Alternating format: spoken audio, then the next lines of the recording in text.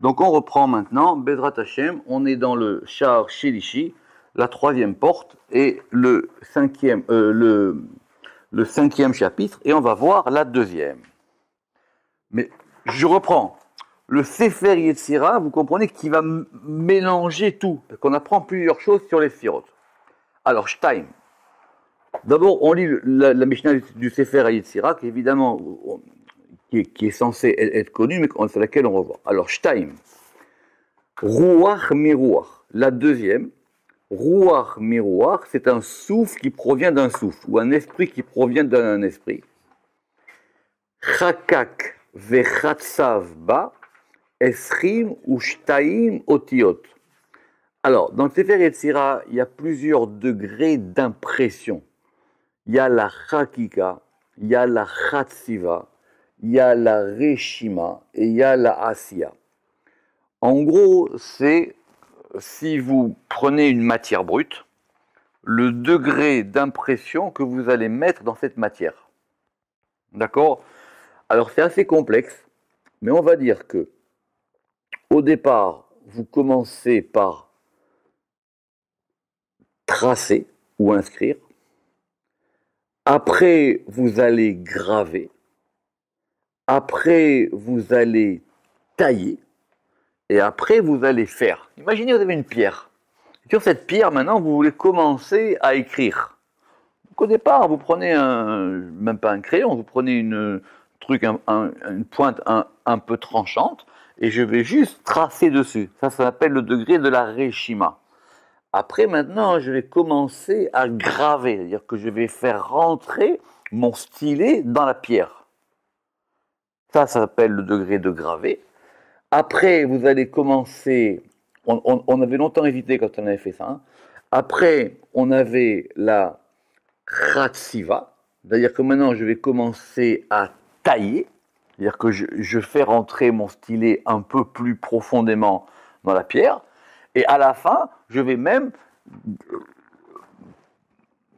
mordre dans la matière de la pierre pour pouvoir faire sortir la lettre. D'accord?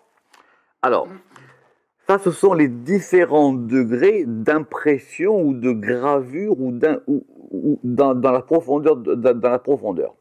Shtaim ruach miruach, chakak vechatsav ba. Donc normalement ici, c'est qu'il a taillé et il a gravé ba en elle. Esrim ou shtaim otiyot yesod, les 22 lettres fondements. Alors, les 22 lettres fondements. Le Sefer Yetzira, il a une division des lettres qu'il faut connaître.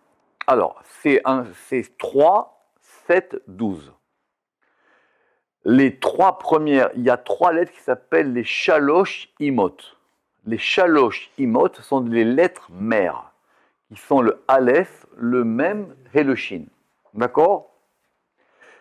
Qui correspondront dans un certain sens aux 3 fondements qui sont Esh, Ruach et Maim. Aleph, c'est le principe du feu. Pardon, Avir, de l'air. Shin, c'est le Esh, et Mem, c'est Maim. Après, on va avoir les 7 lettres doubles. Alors, les 7 lettres doubles, c'est un sujet en soi. On ne va pas revenir là-dessus parce que c'est compliqué. Ce sont grammaticalement les 7 lettres qui prennent un dagesh fort. Tout le monde est d'accord? Allô? Oui, bien sûr, bien sûr. Ce sont les 7 lettres qui prennent un dagesh fort. Pourquoi c'est compliqué? Parce que la grammaire la grammaire normale n'en a retenu que 6. Mais d'après le Sefer Yetzira, il y en a 7. Alors, quelles sont-elles? Le bête, puisque alors normalement les lettres peuvent toutes prendre un dagesh, mais elles peuvent prendre des dagesh légers. Il y a une différence entre le dagesh kal et le dagesh chazak, entre le dagesh léger et le dagesh fort. C'est très compliqué le dagesh, doucement.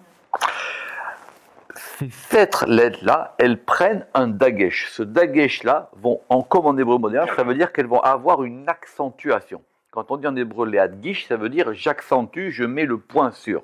D'accord? Alors le bet, on peut l'écrire soit bet rafé, soit le bet dagouche. Dans les anciennes Bibles, par exemple, quand on remonte au Codex d'Alep, ces lettres-là qui n'avaient pas de dagesh, on les notait avec une barre horizontale au-dessus de la lettre. Quand vous voyez des anciennes Bibles, par exemple, quand on remonte même au Codex de Alep ou aux anciens codex, vous avez un bet, et le bet, au-dessus, on lui met une barre horizontale. D'accord? Soit la lettre, elle est dite rafé, soit elle est dite dégoucha. Rafé, ça veut dire qu'elle est faible. Dégoucha, ça veut dire qu'elle est forte. D'accord? Alors, nous, c'est très simple. C'est que, par exemple, quand le bet, il a un dagesh, donc on va l'accentuer, B. Et quand le bet n'a pas de dagesh, soit on le prononce V, mais c'est une erreur, ou soit on va le désaccentuer. D'accord? Parce que si vous le prononcez V, du coup, le Vav devrait être prononcé Waw. Sinon, vous aurez un doublon. D'accord? Ok? Facile. La deuxième, le Guimel. Le Guimel, il n'y a qu'en Afrique du Nord qu'on a gardé cette tradition. Le Guimel avec un Dagesh, il se prononce Ge. Et le Guimel sans Dagesh, il se prononce Re. On ne dit pas Magren, on ne dit pas Magen Abraham, nous on dit Maren Abraham. D'accord? Bien sûr. Après, on a le Dalet. D'accord? Alors, le Dalet aussi. Non, la règle de base, c'est que ces lettres-là, en début de mot, prennent toujours un dagesh fort. Normalement, sauf exception, ces lettres-là, en début de mot, elles prennent toujours un dagesh fort. Donc, on a bet, guimel, dalet. Le dalet, tout le monde est d'accord qu'on a perdu la prononciation entre le dalet. Le dalet dagouche et le dalet rafé. Le chaf, c'est facile. Chaf, kaf, ça tout le monde connaît la différence aujourd'hui. Il y a une différence quand on dit mi chamocha ou mi kamocha. C'est pas pareil. D'accord? Le P et le F. Quand le P a un dagesh, il se prononce P. Quand il n'a pas de dagesh, il se prononce feu. Et là, on n'a pas de problème parce qu'il n'y a aucun doublon. Il n'y a pas non plus de doublon par rapport au chaf parce qu'il y a une différence entre le chaf et le het. C'est pas pareil de dire noach ou de dire noach. D'accord? On a dit ba, rad, kaf, le P, le resh. Alors le resh, c'est toute la discussion. Parce que le resh, c'est une anomalie grammaticale. La preuve, c'est que dans la grammaire normale, on a retenu les bagad kafat. Mais d'après le Sefer Yetzira, il y a le resh. Or le resh prend un dagesh. On trouve dans la Torah des fois où le resh il prend un dagesh. Par exemple, c'est marqué dans Shirachirim, Shiroshin Nimlatal. Là-bas, il y a un dagesh. Mais la distinction qu'il y aurait entre un resh avec un dagesh et un resh sans dagesh, ça c'est sûr qu'on l'a perdu. Mais d'après le Sefer Yetzira, il y en a 7. Et on va voir pourquoi c'est important qu'il y ait 7 lettres qui puissent être appelées, ce qu'on appelle ici les kefulot, c'est-à-dire des lettres qui peuvent avoir un dagesh fort ou ne pas dagesh fort, qui peuvent être soit faibles, soit durs. Si c'est compliqué, je vous explique encore plus longuement. Et la dernière, c'est le tav. Le tav, ça sont les ashkénazes qui ont gardé le truc, puisqu'effectivement, le tav, quand on met un dagesh, on dit te, et sinon on dit se. D'accord? Et aussi. Et en Algérie avant, par exemple, on disait Tchétchène Imet Yaakov. Tchétchène. On ne disait pas Titen, on disait Tchétchène. D'accord? On appuyait sur le tav. D'accord? Ça, donc, c'est important. Ça veut dire que, d'après, ça veut dire que c'est Al-Pia Kabbalah. Il y a 3 lettres mères et il y a 7 lettres qui s'appellent les kefulot. Pourquoi est-ce qu'elles s'appellent les kefulot? Parce qu'elles peuvent être soit d'un côté, soit de l'autre côté. Doucement. On va expliquer ça doucement. Quand une lettre, elle prend un dagesh, elle s'accentue. D'accord? Si elle s'accentue, ça veut dire qu'elle va avoir plus de force. Si elle a plus de force, elle a plus de din. On considère que ce dagesh à l'intérieur de la lettre, c'est un yud. Si maintenant elle est faible, elle s'appelle rafé. C'est une lettre rafée. Et c'est pour ça qu'avant, vous regarderez, si vous avez, on peut voir ça en ligne dans le codex d'Alep, quand on a ces lettres-là, quand elles sont rafées, elles prennent une barre horizontale. Cette barre horizontale, c'est un vav. Elles prennent un vav au-dessus. Et le vav, ça sera ici considéré comme étant du côté rahamim. Ça veut dire que ces lettres-là, soit elles sont din, soit elles sont rahamim. Et elles vont correspondre d'une certaine manière aux 7 séphirotes qui peuvent être soit du côté din, soit du côté rahamim. C'est ce qu'on va voir maintenant ici. Et pour terminer, il y a les 12 lettres simples, les shtemesre peshutot. Les 12 lettres peshutot, elles vont correspondre à nos fameux 12 taureaux qui étaient sous la piscine, sous le bassin de Shelomo. D'accord? Donc, c'est pas n'importe quoi. Donc, Shtaim, donc la deuxième. Là, on lit le texte, hein, le Ramak va nous expliquer. Shtaim, Ruach miruach, c'est un esprit qui provient d'un esprit. Chakak vechatzavba, il a gravé et il a taillé en elle. Esrim ushtaim otiyot, 22 lettres. Pourquoi? Parce que si on parle de la Bina, les lettres, elles proviennent de la Bina. Et ces lettres provenant de la Bina, elles vont se subdiviser entre 3 shalosh imot, entre 3 lettres mères, sheva kefulot, 7 lettres doubles, veshtem esre peshutot, et 12 lettres simples. Chakak vechatsav baen, et il a gravé et il a taillé en elles, arba ruchot, les 4 directions ou les 4 côtés, qui sont Mizrach u'Ma'arav, Tzafon vedarom, l'Est et l'Ouest, le Nord et le Sud. Alors revenons maintenant à l'explication. Shtaim. Ruach meruach, Chatsav vechakak ba. Ok. Alors, le Ramak qui dit, Chakak ba, normalement ça veut dire, on a dit qu'il a gravé ba en elle. Simplement, vous savez que le bet en hébreu, il a plusieurs sens. Soit il veut dire avec, soit il veut dire dans, soit il veut dire sur. D'accord, sur. Alors il dit ici, Pirouche Ima. Ça veut dire avec elle. C'est pas qu'il a gravé les lettres dans la Bina, mais c'est avec elle. De'ainu, Bekoar a Chochma, par la force de la Chochma, Chakak ve'itsil, il a gravé et il a émané, un shefa, un influx, Sheitz taïrou à otiyot, pour que soient formées les lettres dans la Bina. De'ainu, kav bet otiyot, c'est-à-dire les 22 lettres. Onomar, ba mamash. Ou alors, on peut dire aussi que ça veut dire avec. Soit ça veut dire avec elle, ou soit ça veut dire dans elle. Donc, soit c'est les lettres, elles ont été gravées avec la Bina, par l'influx de Chorma, ou soit les lettres, elles ont été gravées dans la Bina. Kemashmao, comme on l'entend. Ve'atam, ki a chomer, shebo nistayeru atsurot ha'elyonot. Parce que la raison en est que la matière par lesquelles ont été formées les formes supérieures, lamed bet netivot. Elles sont les 32 sentiers, c'est-à-dire les 32 sentiers de la sagesse dont on a parlé dans la première Mishnah du Sefer Yetzirah. Vous vous rappelez? C'est-à-dire ce sont les 32 sentiers de Chorma. Ve'em ayu achomer, et ça a été la matière première. Ou me'ava, et me'ava, ça veut dire et elle est épaisse. Adama, et c'est-à-dire la terre, chez Bo Aya Yutzak, dans laquelle, c'est-à-dire quoi Yutzak, dans laquelle on a versé, dans laquelle on a déversé ces 22 lettres. Dehainu. Alors maintenant, qui sont les Shalosh Imot, les 3 lettres mères, qui sont Aleph, Mem, Shin.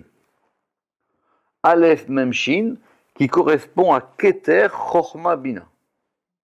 Onoma, ou on peut dire aussi Chochma, Bina, Vedat. D'accord? Alors si on dit que c'est Keter, Chochma, Bina, le Aleph qui correspond à l'air, ça va être Keter. Maïm qui correspond au Mem, ça sera la Chochma. Et le Shin qui correspond au feu, ça sera la Bina. Ou alors on dira Chochma, Bina, Vedat. Velachen, a Pirushim, Amash. Et c'est pour ça que les explications concernant ces trois lettres-là, qui sont les trois lettres mères, Aleph, Mem, Shin, Inyano, Otiyot, Yud, Kevav. Et donc elles pourront être mises en relation, on va dire comme ça, avec les trois lettres du tétragramme qui seront Yud, Kevav. D'accord? Si c'est Yud, Kevav, ça sera plus compliqué parce qu'on dira du coup que le Aleph il correspond au Yud et le Shin au He et le Mem au Vav, ou alors à moins qu'on dise que le Mem il correspond au He et le Shin au Vav. Comme nous l'expliquerons dans Béchar Itaprut Aor, dans la porte du renversement de la lumière. Cette porte du renversement de la lumière, elle n'existe pas dans le Pardes. Simplement, en cours de rédaction, elle va changer de nom. Et elle va s'appeler la elle va s'appeler la porte de bas en haut. D'accord? C'est pour ça qu'on ne la retrouve pas dans le Pardes. Venoda. Qui Metsiyut Vav. Baketer ou Sodadat, Kemo Sheidbaer. Et on sait de toutes les manières que la présence du Vav dans le Keter, c'est ça qui correspond à Dat. Rappelez-vous, parce qu'en fin de compte, c'est quoi Dat? Dat, c'est compliqué, Dat. On verra qu'il y a une porte entière sur Dat. Dat, c'est quoi? Dat, en gros... Alors, Dat, c'est une discussion en soi, on va pas revenir là-dessus. Est-ce qu'on la compte ou pas dans les 10 surotes? D'accord? Très bien. Le Rama qui dit qu'on la compte pas. C'est sûr qu'on la compte pas. Parce que sinon, on a un doublon. Sinon, on est obligé de sortir Keter. On ne peut pas sortir Keter, c'est ce qu'il dit en long et en large. Donc, du coup, Dat, elle n'a pas la force d'être une séphira en soi, mais elle est ce qu'il appelle la Metziut Anelam de Tiferet, c'est-à-dire c'est une particularité de Tiferet quand elle va remonter, elle s'appelle Dat. En gros, Dat, c'est comme un ascenseur. C'est un ascenseur qui permet à l'axe central de monter et de descendre. Autrement dit, comme c'est un principe mécanique, à l'intérieur des sphirotes, ça ne peut pas être considéré comme étant une sphère en soi. Il est écrit, enfin dans certains livres, il est écrit ou Sod Ada. C'est ça, tout à fait. Ou Venoda qui Metziut Vav Baketer, parce que la réalité de ce Vav dans Keter, pourquoi? C'est quoi Sod? Parce que le Dat, c'est le secret de Tiferet qui monte dans Keter. Veata, Ba Chorma Mamash, et maintenant il est dans Chorma réellement, Imetziut Tsiur. Et donc du coup, on aura maintenant la forme de Chorma Bina Vedat, Velachen Beriyat Haolam. Et c'est pour ça que la création du monde, qu'on dit que ces trois lettres-là, Aleph, Mem, Shin, ce sont les lettres fondamentales avec lesquelles on a créé le monde. Que la suite du Sefer Yetzirah nous expliquera que les 12, elles vont correspondre soit aux 12 mois de l'année, soit aux 12 signes du zodiaque, etc. Et les 7, elles correspondront, elles, par exemple, soit aux 7 jours de la semaine, soit à 7 éléments. Mais en tout cas, les fondamentales, les lettres fondamentales par lesquelles le monde a été créé, qui vont correspondre aux trois fondements principaux, les trois fondements principaux qui sont l'air, le feu et l'eau, ça correspond à ces trois lettres qui sont Aleph, Mem et Shin. D'accord? Ok? Et donc, Velachen Briyata Olam, c'est pour ça que la création du monde, elle a été Aïta Bechabad, elle a été avec Chochma Bina Vedat, et c'est-à-dire Aïnou, Lev Bet Netivot, et qui correspondent aux 32 sentiers de la Chochma, et tout ça ne forme qu'un. Alors, les Sheva Kefulot, nos 7 lettres doubles, En Sheva Sefirot, elles correspondent aux 7 Sefirot à Binyan, c'est-à-dire aux 7 Sefirot de la construction, c'est-à-dire Chesed, Gvura Tiferet, Netzach, Od, Yesod et Malchut. Chez En Kefulot, simplement ici on considère que ces Sefirot, elles sont doubles. Murkavot, Midin, Ve'arachamim, parce qu'elles sont composées et de din, et de rigueur, Ve'arachamim, et de miséricorde.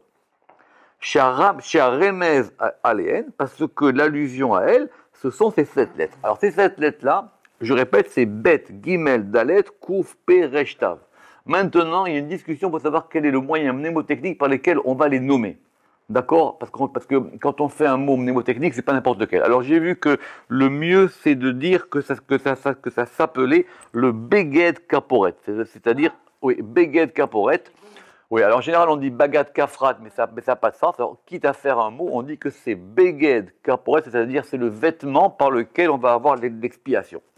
Beget Kaporet, chez Mekabelot Dagesh, et quand elles vont, c'est ce que je vous ai expliqué, quand elles vont recevoir un Dagesh, c'est-à-dire du din, Verafé, et quand elles sont faibles, Vainur Rachamim, et là ça correspondra à de la miséricorde. D'accord? Rappelez-moi, si vous voulez, je vous montrerai des microfilms du Codex d'Alep où c'est très très clair, où vous voyez bien comment c'est effectivement avec la barre horizontale dessus. Veshtaim esre peshutot. Et en maintenant, donc si, alors du coup, prenons un peu de temps. Si maintenant je dis que mes lettres, donc je reprends, on est dans la deuxième séphira, qui est Bina. Dans Bina ont été formées les lettres. Ces lettres ici, on les divise en 3, 7, 12. On est d'accord ou pas? Très bien. Si je dis les 3 premières, elles correspondent à, comme il a dit, Keter Chorma Bina. Les 7, elles correspondent aux 7 séphirotes du Binyan. Donc 7 et 3, ça fait quoi? Ça fait 10. Combien j'ai de lettres? 22. Très bien. Alors, qu'est-ce que je fais des 12 autres? Comment je passe de 10 séphirotes à 22 lettres? Khazar. Vous avez compris la question? Très bien. Ça suffit. Quand on a des bonnes questions dans la vie, c'est déjà un grand pas. Vous avez compris ou pas? D'accord? Parce qu'en général, les gens, ils s'en sortent pas avec cette difficulté. Le début du Sefer Yetzira, il a dit qu'il y a 32 Netivot Rochma. Alors, en général, les gens, ils disent que c'est 10 séphirotes et 22 lettres. D'accord? Ça ne marche pas. Parce qu'on voit ici que maintenant, on a 10 séphirotes dans 22 lettres. Alors, si j'ai 10 séphirotes dans 22 lettres, il m'en manque 12. Et j'ai pas 22 séphirotes. Marron ou pas? C'est ici qu'on va avoir besoin de cette notion où Shtaim Esre Peshutot, Em Yud Bet Gevule Alarson, Sheidbaer Barucha Beshar Prate Hashemot. On y est. Et c'est ça que ces 12 lettres, les 12 lettres simples, elles vont correspondre aux 12 déploiements des séphirotes dans l'espace auxquels je consacrerai un chapitre entier dans Sha'ar Pratei Hashemot, celui qu'on a fait le mercredi dernier. Maintenant, on comprend. Et si c'est comme ça, pour ceux qui suivent, et voir ce chapitre là-bas qu'on a fait sur les Yud Bet Gevule Alarson, on comprend que ces Yud Bet Gevule Alarson, elles sont en dessous des séphirotes. C'est pour ça que Shlomo, il les a mis en dessous de la Malchut. Mais évidemment, nous on avait compris que c'était le déploiement de Tiferet en 12. Mais si c'est un déploiement de... En fin de compte, c'est quand on a ces 3 plus 7, ce degré central qui est ici, il va maintenant se déployer dans les Yud Bet, de ce qu'on avait traduit par les temps, les 12 obliques, d'accord ou pas? Et bien ces 12 obliques-là, ça va faire la configuration spatiale des séphirotes. C'est pour ça qu'elles correspondront dans le Sefer Yetzira aux 12 mois de l'année et aux 12 signes du zodiaque. Alors, la question maintenant, Yetzira c'est un monde. Maintenant, la question c'est de savoir comment ça fonctionne, c'est la Medbet Netivot. Alors, c'est la Medbet Netivot Chochma. En gros, il faudra expliquer que le plus simple, c'est comme il dit le Ramak, que ce sont les 32 occurrences du nom Elohim dans la création. C'est le plus simple. Parce que si tu veux faire rentrer là-bas les lettres et les sirotes, tu t'en sors pas. Tu te mets d'accord? Oui, monsieur, c'est très bien. Oui, ne vous inquiétez pas. D'accord? Et donc, du coup, on comprend pourquoi la fin de la Mishnah, maintenant, elle dit Verouar bekol achat mehen, et qu'elles vont se déployer selon les 4 directions spatiales, qui sont l'ouest, le nord et le sud. Et on comprend encore mieux maintenant pourquoi, quand le Ramak il a fait les Yud Bet Gevule Alarson, il les a déployés sur un mode de 4. Et pas sur un mode de 12, de 6. mais bien sûr que ça vient d'ici. Ve'inyan, Gimel.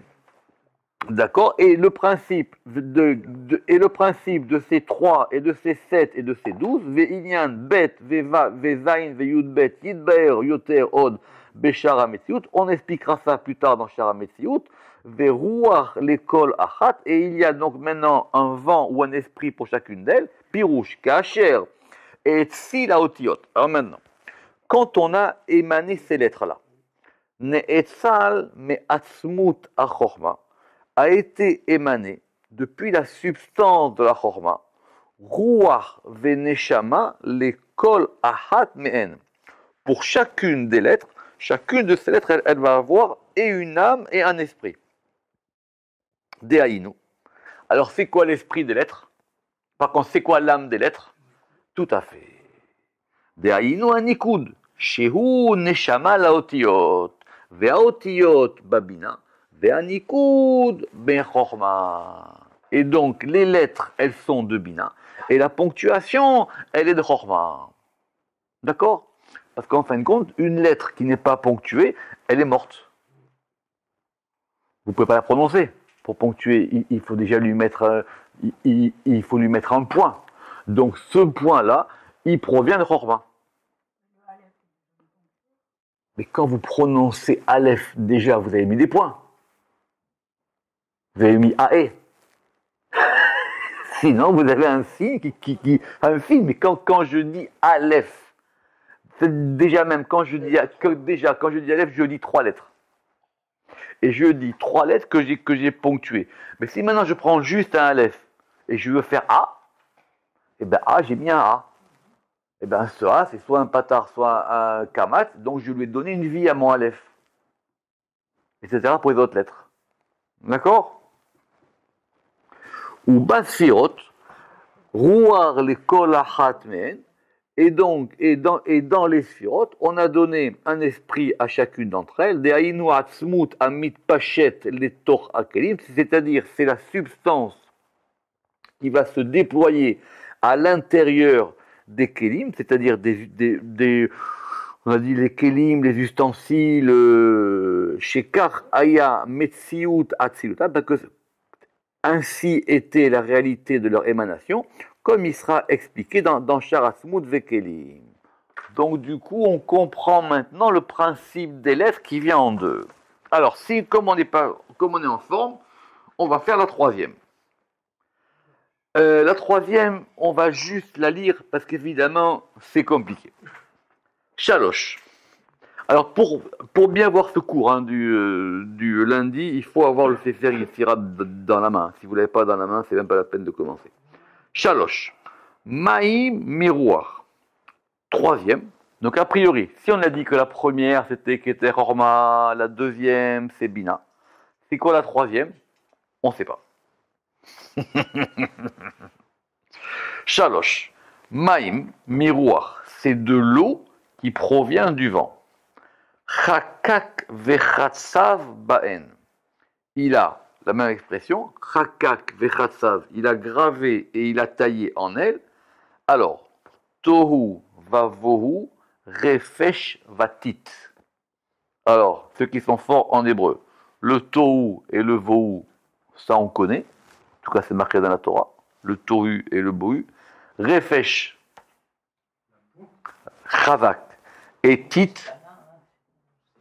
Tout à fait. Alors, c'est la vase et la boue. Ou la boue et la vase. Chazak ou barour. Refesh vatit. Donc, il y a 4 degrés. Tohu vavohu. Refesh vatit. On lit la Mishnah. Chakakan. Alors, il les a taillés. Kemin aruga. C'est quoi une aruga? C'est du bel hébreu. Aruga avec un aïn. Aruga. Aruga, c'est une gouttière. C'est comme une gouttière qu'on met autour d'une maison ou sur le toit pour que l'eau puisse s'écrouler. Itzivan, ça veut dire quoi les atziv? Il les a érigés. Kemin choma, il les a... Aruga, c'est un parterre. Mais un parterre, pas le parterre. un parterre comme, quand on cultive, quand on fait des jardins, tout à fait, c'est-à-dire c'est un endroit où on va mettre de la terre pour que l'eau puisse s'écouler. Ça s'appelle ça un parterre. Itzivan Kemin Choma, il les a érigés Kemin Choma comme une sorte de mur. Sevavan, il les a entourés Kemin Ma'aziva, comme une gouttière, ça c'est la gouttière Ma'aziva. Veyatsak Ma'im Aleen, et il a versé de l'eau sur elles. Venaasu Afar, et elles sont devenues de la poussière. Shenemar, Kil et Sheler Yomar et Ve'are. D'accord? Alors on y va.